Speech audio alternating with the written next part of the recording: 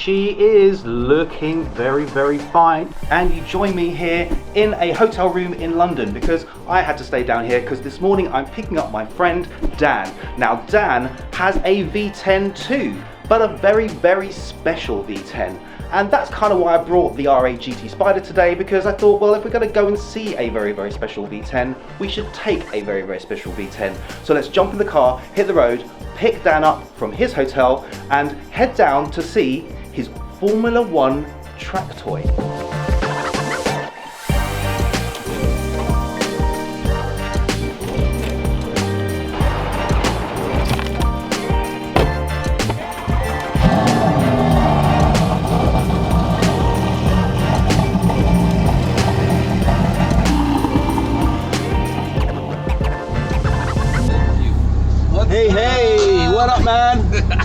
How you doing? Great, thanks. How are you? All good, all good. I brought the practical car today. I love the practical car today. Thanks, mate. Who knew I would make it this far? They hated, they never believe me. Yeah, I would never drop the ball. I know I make it look easy. Yeah. I was at a car event, and these little kids, really young, probably in their late teens, early 20s, and this guy was like, well, what car do you have here? Because there's a pretty posh car event. And these kids were like, oh, we have a Honda Civic or a Type R. And the Ferrari guys were like, oh, whatever. So then they get to me and they're like, well, what car do you have here? I was like, a Honda.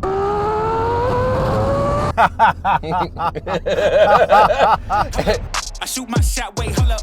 I'm really about to run this go up. You know it's all net when it go up. So I've owned my car for 13 years now, but it's fully functional in every respect. So on steering wheel, you can change everything from how high the RPMs go. So 18,600 is where we max out. The lowest we've ever run is 10,000. Sorry, buddy. Awesome touring, isn't it? Yeah. Hello, bro. Hey, how's it going?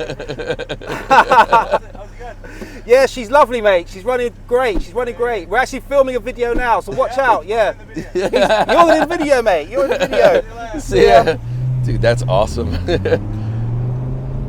That was pretty rock star. Just let me relax. Stop assuming what we doing. Keep it moving. What we doing. I'm gonna have to give him a little bit of love. A little bit of love.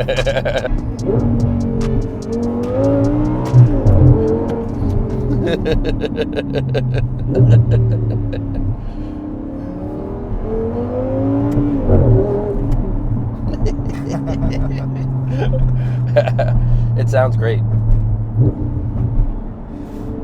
I needed a vision, I needed ambition, I needed a mission to beat in submission with no intermission. Well, obviously, you're based in the US. Yep.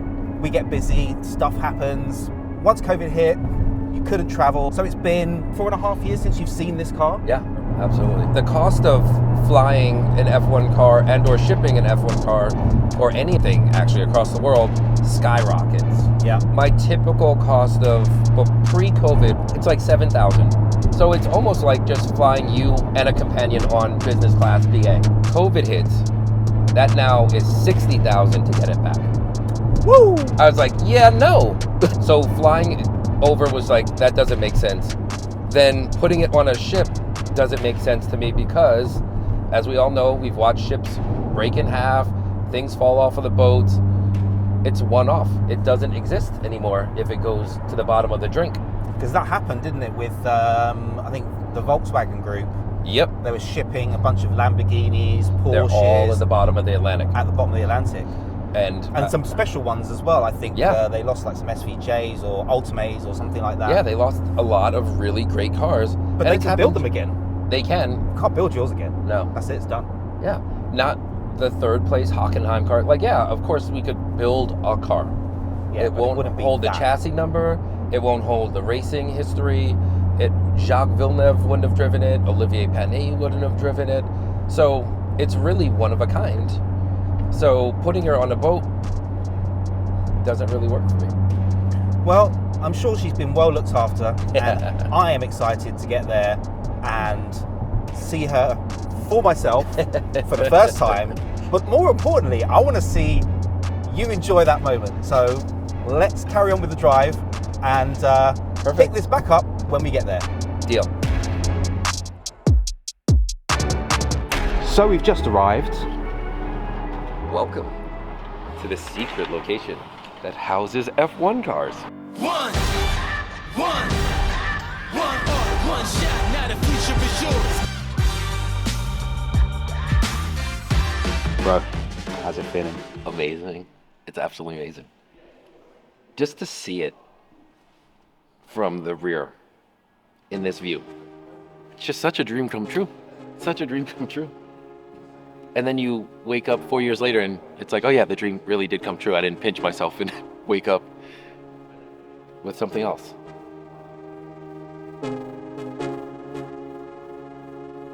Cause I can't fall asleep at night without seeing my dreams. Delusion, reality, I'm somewhere in between. Baby, this what flying feels like. Baby, this what flying feels like.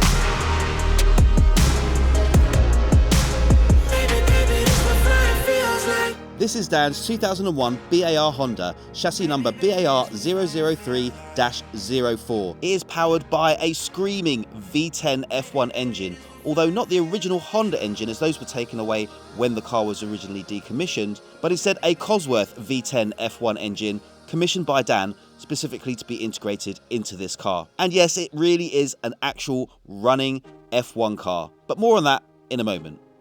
There are life meters all over the car, so you could see where and when things are supposed to be replaced because they all have a fail point, especially things that are under load and stress.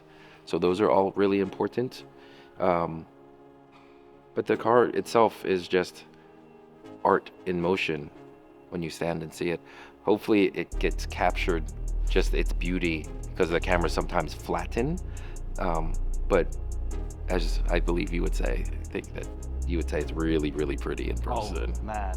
Yeah, no, it is a beautiful car. It is incredible to look at. Now, what a lot of people might not know about this car if they're not F1 fans is the lineage of this particular car. After BAR had built this series of cars, some years later, I think 2006, Honda bought out BAR and it was just Honda Racing. They then hired Ross Brawn, who was there to take the team to the next level. I think they got a third in the championship in one of the seasons. Then as the financial crisis hit, Honda decided, right, now's the time to probably drop out of F1. So Ross bought Honda for $1, managed to strike a deal with Mercedes to get an engine, turned it into Brawn GP, and Jenson Button got the championship that season. That was the double diffuser season, yes, wasn't it? Correct. And of course, that was when Mercedes made their offer, bought the team. And then it becomes Mercedes GP. Yeah. And so this is lineage Mercedes GP. And Lewis Hamilton and all the amazing championships that exist. This did come directly out of Brackley. I've been in the factory. I had to actually go pick my car up after I bought it.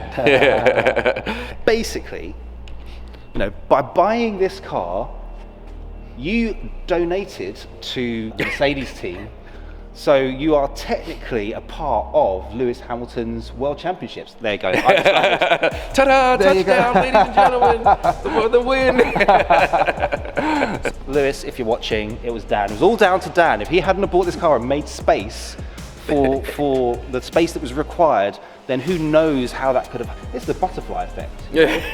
You know, there's tiny little details of things that happen that you never know. It could have been all thanks to Dan.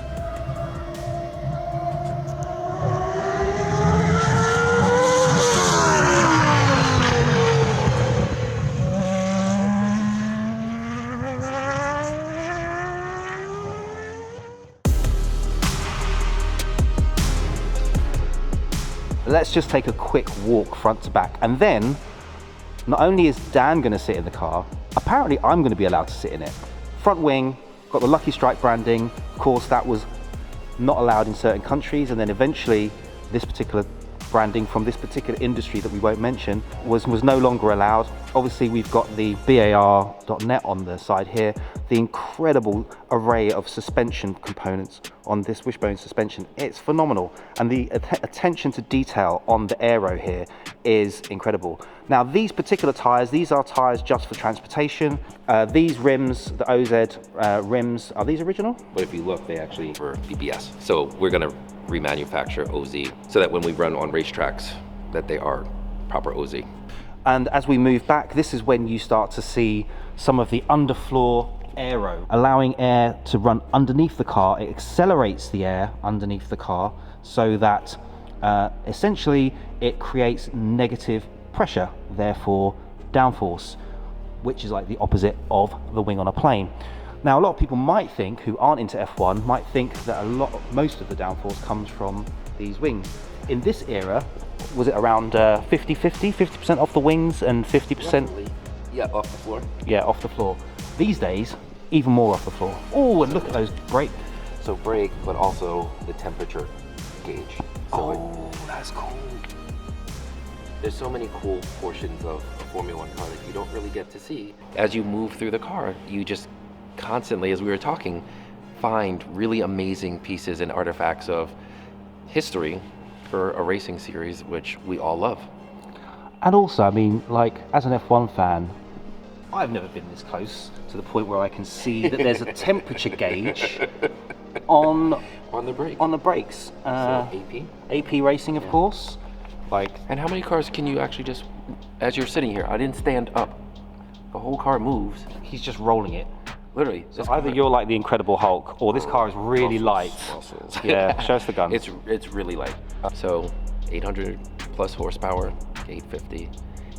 18,600 RPM is where it maxes out. Just screaming V10 from an era that unfortunately does not exist currently. Even your Cosworth engine, 18,006. What? 18,600 RPM.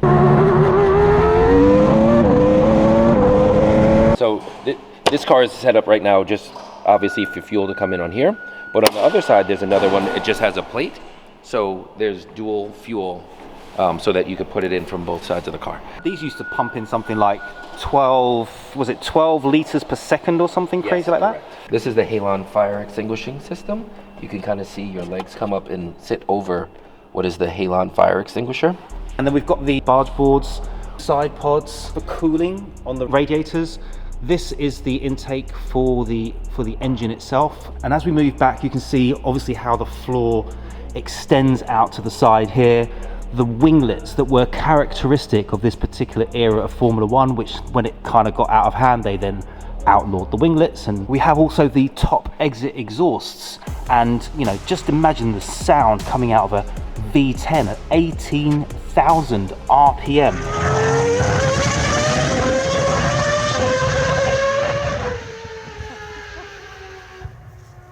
And again, the complexity of the suspension here at the rear. And then look at the rear axle here.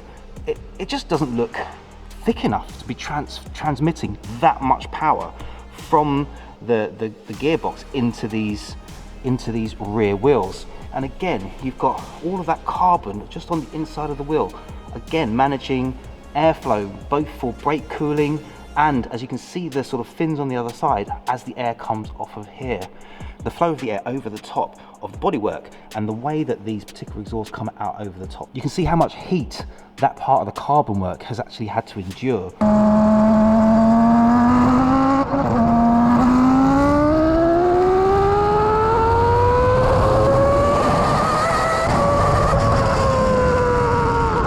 Then again, you get to the back, we've got obviously the rain light and the wing. This was before the DRS era, but then again, we've got this whole piece here, the rear wing, and that diffuser.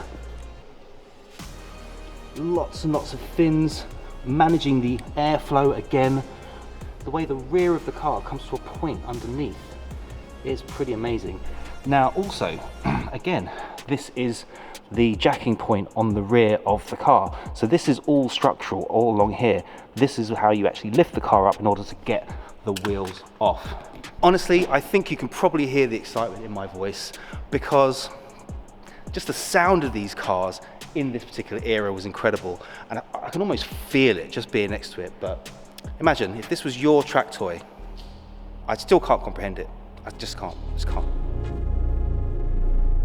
One of the key things that Dan explained to me is in order to actually put an engine in this car, in order to actually work on the car in such a way that it can then run, you actually have to have the design rights to it. We could refabricate everything appropriately, so we don't have to measure components like the suspension components. It comes directly off the original cab. So, plus building widgets, i.e. suspension parts or steering components or transmission components, you need the rights or else they can't talk to you. No one can talk to you about Formula One cars unless you own the rights. So this car being really, really super unique is that I own the rights. Maybe, baby, this what flying feels like. Yum. I still fit. How does it feel to be back in it? I can't wait to turn it on now. Now you are in, and you need a whole team of people to start these cars now, don't you? So Typically 5 people to start. So 5 individuals, few computer guys, jack guy, starter. I can't wait to bring all 5 of them back. So yeah, now I really want to drive. But you can see how tight it is. There's no room inside of this. No. Like if the steering wheel was there, where would your hands be? Like that? And then Turn here. everything's all like a rotation in the elbows. Yep. And that's about as much lock as you'll ever need on one of these generally. Correct. So step over. Over Try not to and over. kick the thing. Hands on here. Yes. Legs forward. Tight, right? I thought the seats in the R8 GT were narrow. Oh, those are baby steps. Just making sure you're getting here. Now both arms in. I think I haven't even slid down all the way yet. No. Okay, now I'm in. Oh, this kind of cradles your legs, doesn't it? Yes, it does. There's buttons, electronics, and just imagine sitting here trying to have enough room to very, very tight. But actually, I'm surprised I fit. I'm surprised I fit at all. This is pretty cool. Thank you. You're welcome. I'm sitting in an F1 car. It's my Look at first that. time. This is what's around. Yeah. Yeah. And then Oh, this definitely makes it even harder. Yep. How do you do this? Yep. You slide down some. Okay. Yeah, okay. Now my knees are right up against the padding. Okay. I wasn't even in properly. Nope. Now he's stuck. I think I've got a broken Proper. rib. Can I press the pedals? Oh. Oh, that brake pedal. Yeah. Whoa. It's serious. They always talk about how much brake pressure you need. Correct. And you could see it's pretty serious. And you're not even moving right now, right where it's sitting. I think after one lap, I'll be done. Like, my leg would be dead. My neck would be like, ugh.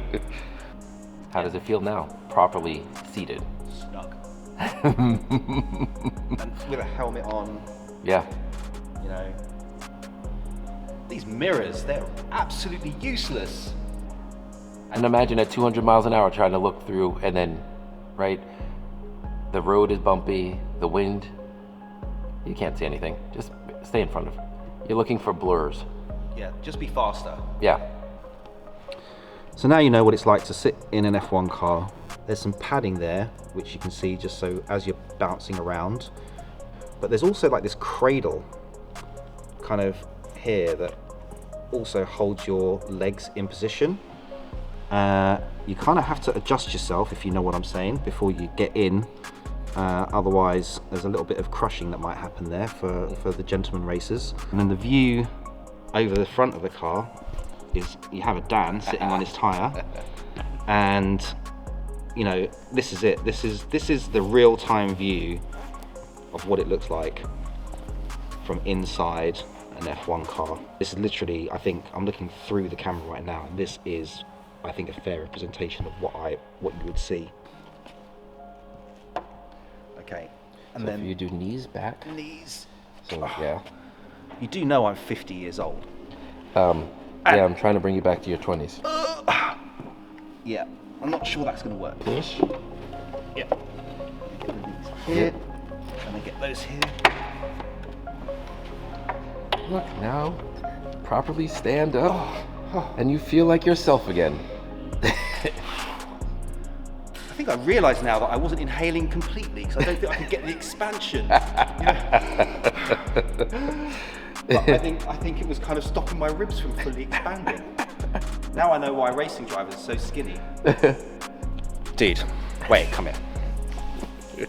Thank you. That's a special moment. That is a special moment. I'm a huge F1 fan. That's awesome. It's amazing, really, when you're inside, how tight everything becomes. Now imagine doing 100, 150, 200. The world changes. The world absolutely changes. You know, you're a better person than me. I don't think I have the kahunas. Well, you would, because I know that if this was on and we're at a racetrack, there's no way that you don't. Once in a lifetime opportunity to drive an F1 car, a proper F1 car. I'd probably say yeah. Exactly. Thank you very much. Bye-bye. Yeah. And then I'd probably stall it 10 times and then would just give up and say, look, that's it, I can't get it onto the track. You know, when I first drove it, I did not stall at all. And they were shocked because the clutch is on the steering wheel. So it's very, very different in terms of how you get her to roll.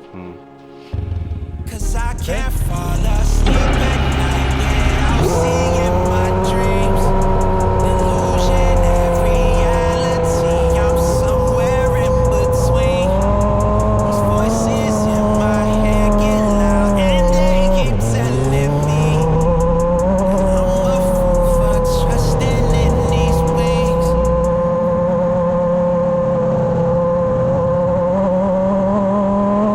Maybe, baby, it's what it feels like.